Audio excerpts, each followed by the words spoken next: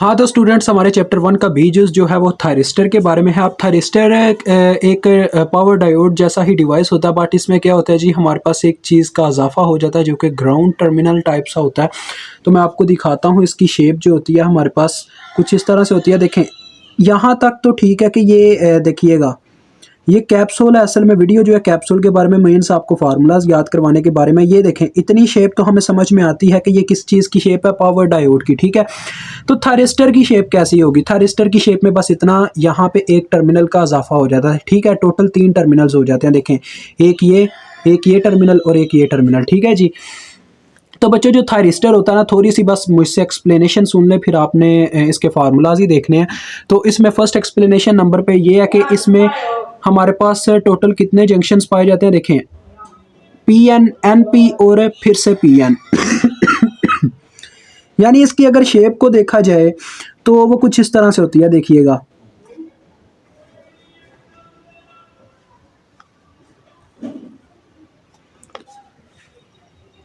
ये हमारे पास होता है, देखें, फर्स्ट जंक्शन होती है पी, फिर जंक्शन पाई जाती है इसमें एन, फिर से इसमें जंक्शन पी पाई जाती है, फिर से इसमें जंक्शन एन पाया जाता है, ठीक है, और फिर से इसमें जंक्शन पी पाया जाता है, और लास्ट में इसके पाया जाता है एन रीजन।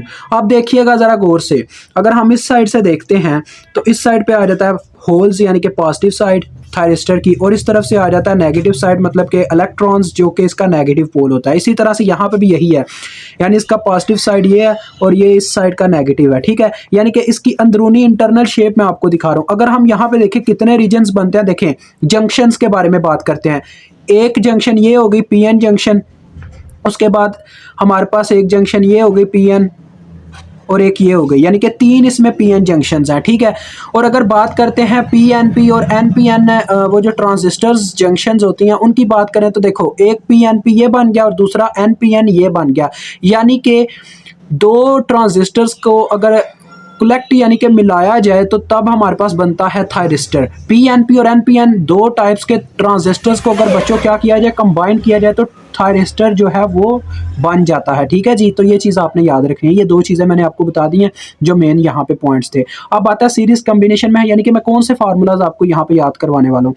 बच्चों सिंपल है, इसमें आपको ज़्यादा फार्मूलाज याद नहीं करने, बस कुछ ही फार्मूलाज हैं। फर्स्ट नंबर पे आ जाता होता है अपने ये जो देखें, ये जो आपके पास थायरिस्टर है ना, थायरिस्टर का आपने देख लेना इंटरनल सिस्टम कैसा होता है, वो आपने देखना है। यानी जैसे वो स्टैटिक मैंने आपको शेप दिखाई थी अपने किसकी, क्या नाम है, पावर डायोड की, इसी तरह से इसकी भी एक स्टैटिक शेप होती है। मीन्स इसके अंदर बच्चों मैं आपको बताता हूँ क्या होता है कि कैपेसिटर्स पाए जाते हैं, क्योंकि ये पीएन जंक्शन आपको असल में पता होना, इनके अंदर कैपेसिटर टाइप का बिहेवियर होता है। ये पीएन जंक्शन क्या होता है, इसके अंदर अपने पास जो बच्चों क्या नाम था उसका, डिप्लेशन रीजन जब क्रिएट होता है ना, तो वो ऐसे ही करता है। यानी जैसे आपको पता है जो एक कैपेसिटर होता है वो क्या करता है, वो पहले जब हम एकदम से उसके साथ बैटरी लगाते हैं तो पहले उसको क्या करता है, उसकी मुखालफत करता है, ठीक है। यानी कि जो अपना कैपेसिटर होता है वो पहले चार्ज स्टोर करना स्टार्ट नहीं करता, यानी कि वो करंट को गुजरने नहीं देता।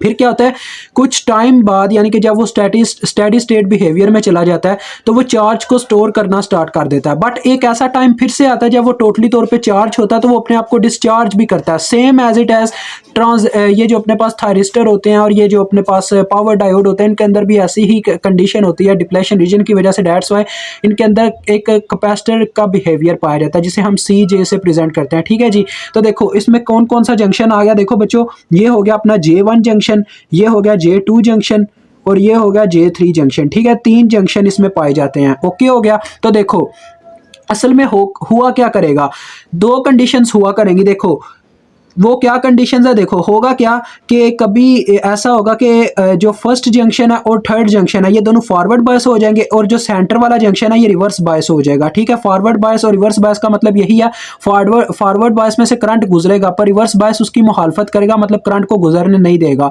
तो देखो होता क्या है, जब इसमें से करंट गुजर जाता है और ये रिवर्स बायस्ड होता है, फिर इसके बाद दूसरी कंडीशन अप्लाई होती है, यानी ये दोनों रिवर्स हो जाते हैं, ये वाला ऊपर जंक्शन 1 और जंक्शन 3, और ये हो जाता है फॉरवर्ड। तो इस तरह से करंट जो है स्टेप बाय स्टेप यहाँ से गुजर रही होती है। देखो यहाँ से करंट आई पहले फॉरवर्ड होने की वजह से, और आगे यहाँ पे स्टॉप कर गई क्योंकि आगे रिवर्स बायस से यहाँ तक करंट आई। फिर क्या हुआ देखो, फिर जो ही ये रिवर्स बायस हुआ और ये फॉरवर्ड हुआ तो करंट आगे मूव कर गई। ठीक है, यानी कि करंट स्टेप बाय स्टेप आगे मूव करती जा रही है। ये ऐसे ही है बच्चों, देखो पहले जब ये फॉरवर्ड बायस था ये सारे ऐसे स्विच की तरह वर्क कर रही हैं। जंक्शन एक स्विच की तरह देखें ऐसे। मैं आपको ये समझा के ही कैप्सूल की तरफ लेके जाऊंगा क्योंकि मैंने इसकी अलहदा से वीडियो नहीं बनाई थारिस्टर की, चाहता हूं एक वीडियो में ही आपका सारा काम डन हो जाए। तो ये एज अ स्विच वर्क करती हैं सारी जंक्शंस। ठीक है, देखो जब ये फॉरवर्ड बायस थी तो ये स्विच क्लोज था। ठीक है, यानी ये और ये, जब ये स्विच क्लोज था तो क्या हुआ, पीछे अगर हमने बैटरी लगाई है तो इसमें से करंट गुजर गया। देखो बच्चों, जब इसमें से करंट गुजरा तो यहां तक करंट आ गया। ठीक है, इस पॉइंट पे करंट पहुंच चुका है I1 अपना, लेकिन इसके ओपन होने की वजह से करंट आगे नहीं जा पा रहा। जब यहाँ पे करंट पहुंच चुका था, जब वो ओपन हो गया यानी कि ये फॉरवर्ड बायस हुआ और ये क्लोज सर्किट के तौर पे वर्क करने लग पड़ा, तो करंट यहाँ पे पहुंच गया क्योंकि अब ये ओपन था, अब ये ओपन हो चुका हुआ रिवर्स बायस होने की वजह से। अब ये वायर अटैच नहीं है यहाँ पे। ठीक है, तो यहाँ तक करंट पहुंच गई। फिर से जब ये रिवर्स बायस हुआ, रिवर्स बायस से फॉरवर्ड बायस हुआ तो करंट टोटली तौर पर इसमें से गुजर गई। तो इस तरह से हमारा थारिस्टर वर्क करता है। तो थारिस्टर जो है टर्न ऑन होता है। हर एक थारिस्टर डिफरेंट टाइप्स पाई जाती हैं। हर एक थारिस्टर की ना अपनी एक खासियत होती है, उस लिहाज से उसका बिहेवियर होता है। ठीक है जी, तो अब हम बात करते हैं इनके फार्मूलाज की। सबसे पहला बच्चों फार्मूला है किस चीज़ के बारे में, स्टेडी स्टेट वोल्टेज शिफ्ट का फार्मूला। ठीक है, स्टेडी स्टेज लिख गया मैं, तो ये स्टेट है, सॉरी,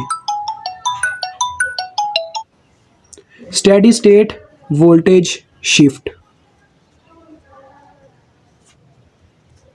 ठीक है, तो इस चीज का फार्मूला, इसको प्रेजेंट किससे करते हैं, स्टेडी स्टेट। देखें इसको याद करने का फार्मूला, इसको वोल्टेज है ना, वोल्टेज तो V से प्रेजेंट करेंगे, लेकिन इनके नीचे क्या आएगा, देखें स्टेडी स्टेट, स्टेडी से S होता है और हमेशा ये D होते डायोड टाइप्स के वोल्टेज होते हैं ना, मतलब है थारिस्टर लेकिन डायोड टाइप का है, तो D से आप इसको याद रख सकते हो कि इसका फर्स्ट लेटर D होगा। ठीक है, अब ये स्टेडी स्टेट है तो S आ जाया करेगा। ठीक है तो बच्चों इसका फार्मूला होता है VS plus NS-1 times of resistance change in diode current divided by NS। अब मैं आपको बताता हूँ ये सारी चीज़ें क्या हैं। ठीक है जी, तो बच्चों ये जो अपने पास VS है ना, ये सैचुरेशन वोल्टेज होते हैं, ये आपको गिवन होते हैं। ठीक है जी, और उसके बाद ये NS एक वेरिएबल है। रेजिस्टेंस हमारे पास देखें जो होता है ना, ये अपना क्या नाम है थारिस्टर, इसके अंदर इंटरनल रेजिस्टेंस पाया जाता है, ये उसकी बात कर रहे हैं। ठीक है, और एट अ टाइम जो आपको करंट बता रहा था I1, इसको ID कहा जाता है। ठीक है, तो होगा क्या, जब आप फार्मूलाज अप्लाई करेंगे ना तो ज़्यादातर आपको ये सीरीज कम्बिनेशन इसलिए कहा जा रहा है क्योंकि एक थारिस्टर नहीं होगा, दो थारिस्टर, फॉर एग्जांपल लेट कर लें कि दो थारिस्टर आपस में अटैच हैं और वो कहता है आपको कि आप मुझे फाइंड आउट करके दें क्या चीज़, ये देखें ये मैंने दो थारिस्टर अटैच करवा दिए हैं। ठीक है, दो थारिस्टर सीरीज में क्योंकि एक टर्मिनल सिर्फ कॉमन है दोनों में, तो डेट्स वाई ये दोनों सीरीज में है। तो हम क्या करेंगे, देखें जो हमारे पास यहाँ पे करंट होगी ना बच्चों, current ID, change in ID वो किसके इक्वल होगा मैं आपको बताता हूँ। देखें change in ID is equal to, ये बराबर होगा हमारे पास, तो देखो बच्चों एक करंट होगी अपने मतलब के थारिस्टर 1 की जिसे हम ID1 से प्रेजेंट करते हैं। ठीक है, ID1, और दूसरी करंट होगी अपने दूसरे थारिस्टर की जिसको हम ID2 से प्रेजेंट करेंगे। ठीक है जी, तो लेट्स से आपको बताता चलो स्टेडी स्टेट बिहेवियर में क्या होगा। एकदम से आपको मैंने बताया जैसा कि कैपेसिटर अपने अंदर चार्ज करंट को फ्लो नहीं करने देते, वो एज आ ओपन सर्किट के तौर पे वर्क कर रहे होता है, मतलब वो उसको क्या करते हैं, उसकी मुखालफत करते हैं। ठीक है, तो इस कंडीशन में क्या होता है, जब ID1 यानी कि शुरू में करंट आ रहा होता है ID1, तो वो इसमें से गुजर नहीं सकता, तो जब ये गुजरने नहीं देता तो वो जीरो हो जाता है, ID1 हमारा जीरो हो जाता है। बट क्या होता है, जब थोड़ी देर बाद यानी कि ये करंट को गुजरने की इजाज़त देता है तो वो वैल्यू जनरेट हो जाती है जिसे हम ID2 कहते हैं। तो डेट्स वाई डेल ID यानी चेंज इन ID करंट वो बराबर होगा ID2 के। तो बस आपने ये चीज़ याद रखना है, ये ना सोचें कि सर मैं आपको एक नया फार्मूला बता रहा हूँ, ये ना सोचिएगा। मैं आपको बताता हूँ कौन सा फार्मूला याद करना। फार्मूला ये होगा आपके क्वेश्चंस में, VDS is equal to VS plus NS-1 times of R, यानी कि यहाँ पे फिर आ जाएगा ID2 और बटे में NS। ये आपने फार्मूला याद रखना है बच्चों। ठीक है, ओके हो गया। अब जो दूसरा फार्मूला है, ये फर्स्ट फार्मूला आपके कैप्सूल का, जो आपने कैप्सूल खाना है फार्मूले का, ठीक है। तो दूसरा फार्मूला बच्चों किस चीज़ के बारे में, transient state voltage shift. Transient state जब वोल्टेज शिफ्ट होता है तो उसके केस में क्या होगा, मैंने आपको बोला था डायोड टाइप है ना ये, तो ये वीडी से तो प्रेजेंट किया जाएगा, एस प्रेजेंट कर रहा था स्टेडी स्टेट को। ट्रांजिएंट किस चीज़ से प्रेजेंट होगा, टी से, ठीक है। अब ये हमने फाइंड आउट करना है वीडीटी। तो वीडीटी का क्या फार्मूला होता है मैं आपको बताता हूँ। देखें वीडीटी का सेम टू सेम इतना तो सेम फार्मूला होगा, यानी कि ये देखें V S plus N S minus one और ओवर में होगा एन एस, ठीक है। बट चेंज किस चीज़ का आएगा वो मैं आपको बताता हूँ। देखें चेंज इस चीज़ का आएगा कि यहाँ पे हमारे पास एन एस को हमें बाहर अलहदा अलहदा करना पड़ेगा, और क्योंकि आर आई डी को हम यहाँ पे रिप्लेसमेंट कर देते हैं आर आई डी की। अभी ये फार्मूला जनरेट नहीं हुआ जो मैं बनाना चाह रहा हूँ, आपको नहीं पता क्या बनाना चाहता हूँ मैं, ठीक है। तो जब बनाऊंगा आपको समझ में आएगा। देखें वैसे तो इसका फार्मूला ये बन जाता होता है C1, और यहाँ पे आ जाता होता है अपने पास, क्या नाम था इसका यहाँ पे होता है बच्चों वो Q2, ये फार्मूला होता है, ठीक है। अब मैं आपको बताता हूँ ये कैसे आया। ये प्रूफ इसी के थ्रू, यानी कि ये फार्मूला जनरेट हुआ, लेकिन मैं आपको बताऊंगा ये किस तरह से यहाँ पे फार्मूला आया, ठीक है। तो देखिएगा ज़रा गौर से। बच्चों असल ये फॉर्म होती है इस फार्मूले की, जो आपने याद करना है ना वो ये वाला फार्मूला। देखें ये चीज़ आपने याद करनी है, मैं टिक लगाता जाता हूँ जो आपने याद करना है, ये वाली form VDT is equal to, देखें 1/ns आपने कॉमन ले लिया इस टर्म में से, ये जो ऊपर थी। अंदर क्या रह गया, अंदर रह गया VS और साथ में प्लस NS माइनस 1 और ये साथ में R इंटू करंट। अब बच्चों यहाँ पे स्टॉप कर दो, ये आपने अभी लिखना नहीं है। देखें आप ये चीज़ जानते हैं कि करंट इंटू रेजिस्टेंस, या हमारे ओहम्स लॉ ने कहा था कि current into resistance is equal to voltage होता है, ठीक है। तो देखो अगर करंट इंटू रेजिस्टेंस वोल्टेज होता है, यहाँ पे मैं लिख रहा हूँ वोल्टेज मींस ये डायोड की वोल्टेज होंगे ना, क्योंकि करंट डायोड किया तो VD के इक्वल आ गए, ठीक है। VD इज इक्वल टू हमारे पास आ गया क्या नाम है, करंट इंटू रेजिस्टेंस, ठीक है। करंट इंटू रेजिस्टेंस यही है ना फार्मूला इस वक्त, देखें RID2, ठीक है। तो देखो हम इसको रिप्लेस कर सकते हैं किससे, देखें हमने ये चीज़ पढ़ी हुई है अपनी मतलब कि लीनियर सर्किट एनालिसिस में कूलम्स लॉ में, कि VD बराबर होता है, यानी कि चार्ज बराबर होता है coulomb charge C into V, ये चीज़ आपने पढ़ी हुई है ना, C इंटू वी के ये बराबर होता है। तो यहाँ से देखें यहाँ पे Q हमारे पास Q2 के बराबर होगा और C बराबर होगा C1 के, और ये V बराबर होगा VD के, ठीक है। यानी क्योंकि हमारे पास यहाँ पे डायोड के वोल्टेज हैं, ठीक है, डायोड के। क्योंकि ये C1 यहाँ पे क्यों आया, क्योंकि यहाँ पे जो फर्स्ट कैपेसिटर था उसी के थ्रू यहाँ से करंट गुजरा, डेट्स वाई ये C1 आएगा। लेकिन चार्ज कहाँ पे स्टोर होगा, दूसरे थारिस्टर के कैपेसिटर में, ठीक है। ये डेट्स वाई यहाँ पे Q2 आया, ठीक है। ओके हो गया, समझ में आ गई मेरी बात। तो देखें यहाँ से ये फार्मूला बनेगा कि VD को हम यानी कि इस टर्म को हम रिप्लेस कर सकते हैं किस चीज़ से, Q2 ओवर C1 से।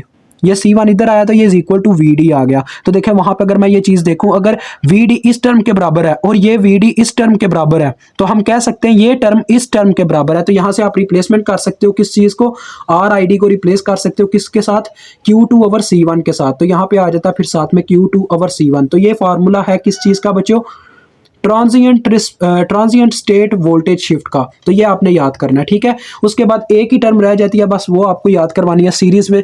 तो उसका नाम है बच्चों D rating factor, D rating factor इसका नाम है, और ये होता है DRF से इसको प्रेजेंट किया जाता है। देखें D से DE हो गया, ठीक है, R से हो गया रेटिंग, F से हो गया फैक्टर, डी रेटिंग फैक्टर, ठीक है। तो इसका जो फार्मूला हमारे पास पाया जाता है वो होता है बच्चों, इसका बच्चों हमारे पास फार्मूला होता है 1 minus NS divided by, sorry NS नहीं, ये VS होता है, माजरत वोल्टेज होते हैं 1 minus VS over NS।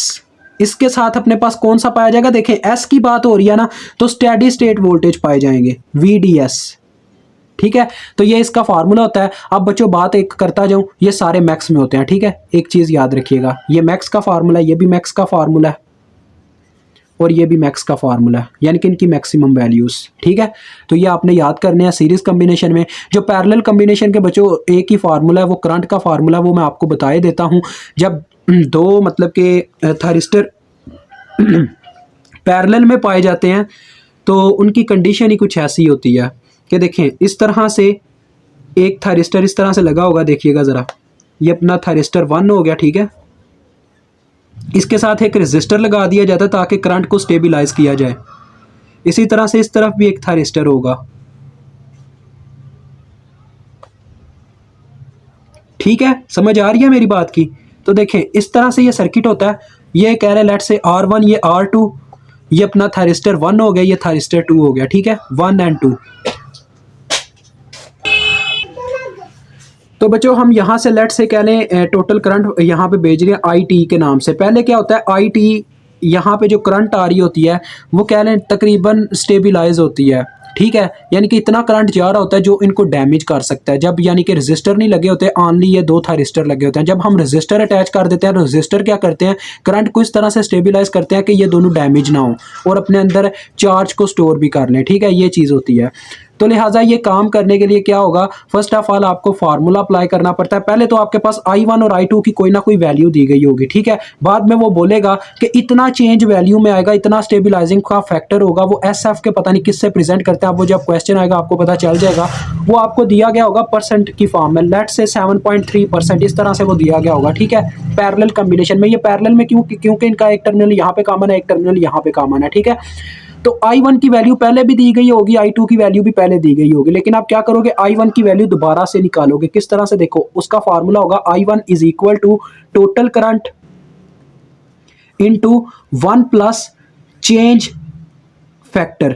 Changing factor बच्चों यही होगा, इसका नाम ही चेंजिंग फैक्टर होगा, ठीक है। अब ये पता नहीं किस चीज़ से प्रेजेंट करते हैं, अब मुझे याद नहीं है, लेकिन आप इतना याद रख लें, चेंजिंग फैक्टर को यहाँ पे पुट किया जाएगा। यानी कि ये आएगा, देखो इसकी निकालें तो आएगी, इसको 100 से तकसीम करना पड़ेगा परसेंटेज को ख़त्म करने के लिए, तो ये आ जाएगा तकरीबन 0.07 या 0.007, ठीक है।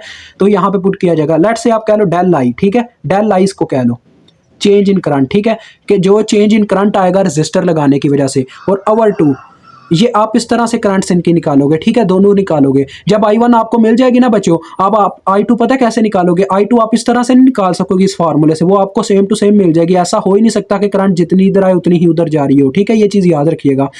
आपने इस साइड वाली करंट फिर ऐसे निकालनी है, देखिए KCL के थ्रू, ये आपका नोड है, तो देखो entering current is equal to sum of leaving currents, यानी आ जाएगा IT is equal to I1 plus I2। यहाँ से अब आप क्या निकाल लोगे, I2 निकाल लोगे। I2 का फार्मूला आपके पास आ जाएगा IT माइनस I1। अब ये सारा KCL वगैरह का सिस्टम है, ये तो आपको करवाया जा सकता है, लेकिन ये जो 3 फार्मूले ये आपने याद करने ही करने हैं क्योंकि आपके काम आएंगे।